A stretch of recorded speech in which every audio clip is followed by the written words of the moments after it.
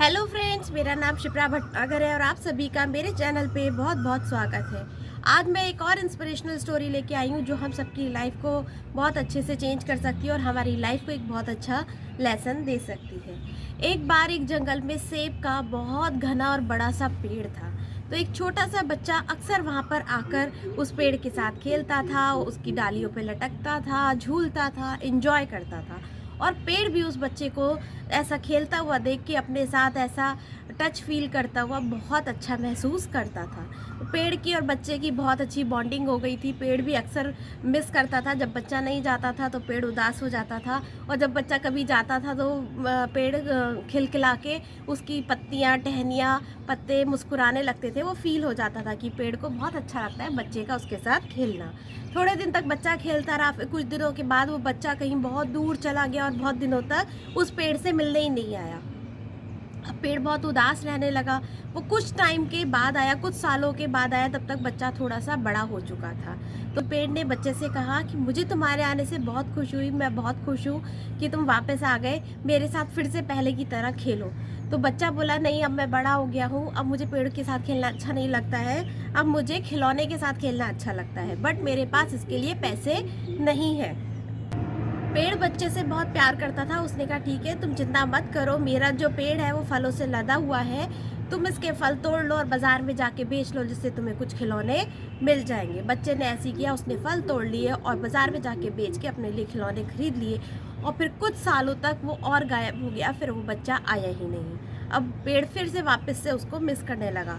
अब वो कब लौट के आया, जब वो जवान हो गया था। तो जब जवान हो गया, उसने पेड़ के पास आया, बोले, अरे तुम तो बहुत बड़े हो गए हो, बहुत दिनों से तुम्हें मेरी याद ही नहीं आई, मुझे बहुत अच्छा लग रहा है आज तुम आए, मैं बहुत खुश हूँ कि तुम आए हो, चलो मेरे साथ खेलो। तो उसने कहा कि नहीं, अब मैं इतना बड़ा हो गया हूँ कि अब मैं पेड़ की डालियों से लटक के नहीं खेल सकता, अब बस अब मैं उदास रहता हूँ, परेशान रहता हूँ।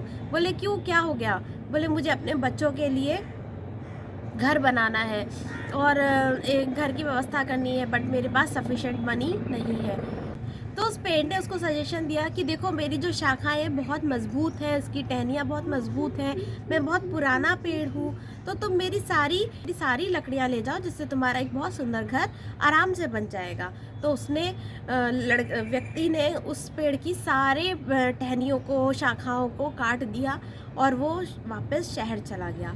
और अब बहुत साल बीत गए, साल दर साल, इधर पेड़ भी बहुत उदास हो गया था, पेड़ के पास भी कुछ नहीं बचा था और पेड़ भी अब जीणहीन अवस्था में आ चुका था।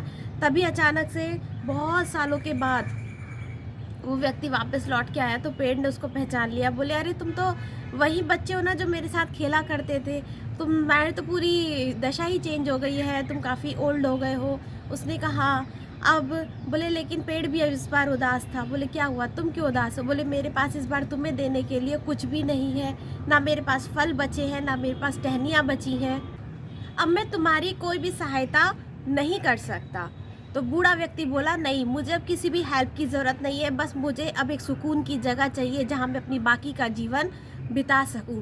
तो पेड़ ने उसको खुशी खुशी अपने जड़ों में शरण दे दी और वो बूढ़ा ज़िंदगी भर वहाँ रहा और आराम से खुश होके दोनों पेड़ और बूढ़ा साथ साथ रहते रहे। फ्रेंड्स, इस कहानी से हमें शिक्षा मिलती है कि जिस तरीके से पेड़ ने उस व्यक्ति की हेल्प करी, ऐसे ही अक्सर होता है कि हम अपने माँ बाप को इम्पोर्टेंस देना भूल जाते हैं। जब हम छोटे होते हैं तो हम उनके साथ खेलते हैं, ज़रूरत पड़ती है तो उनकी हेल्प भी लेते हैं, लेकिन बड़े होने पर अपने काम धंधों में, अपनी लाइफ स्टाइल में हम इतने बिजी हो जाते हैं कि हम उनको ही भूल जाते हैं। पेड़ उस बच्चे से बहुत प्यार करता था, वो बच्चा उस पेड़ के लिए बहुत इंपॉर्टेंट था। ऐसे ही हम बच्चे भी अपने माँ बाप के लिए बहुत इंपॉर्टेंट होते हैं।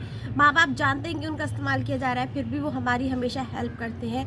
तो फ्रेंड्स, इस बिजी लाइफ स्टाइल में हमें अपना कुछ टाइम अपने पेरेंट्स के साथ ज़रूर स्पेंड करना चाहिए।